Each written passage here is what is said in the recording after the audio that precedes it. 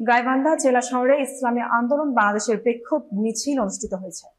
শুক্রবার বিকেলে জেলা শহরের ডিসি অফিসের সামনে থেকে মিছিলটি শুরু হয়ে শহরের প্রধান প্রধান সড়ক প্রদক্ষিণ করে।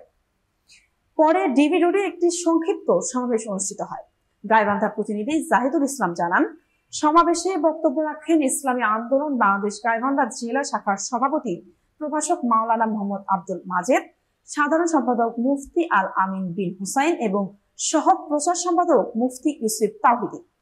এছাড়া জেলা শাখার অন্যান্য নেতৃবৃন্দ বক্তব্য রাখেন। বক্তারা বলেন, আসন্ন জাতীয় সংসদ নির্বাচনে পিআর পদ্ধতি নিশ্চিত করতে হবে এবং নির্বাচনকে নিরপেক্ষ ও অংশগ্রহণমূলক করা অত্যন্ত জরুরি।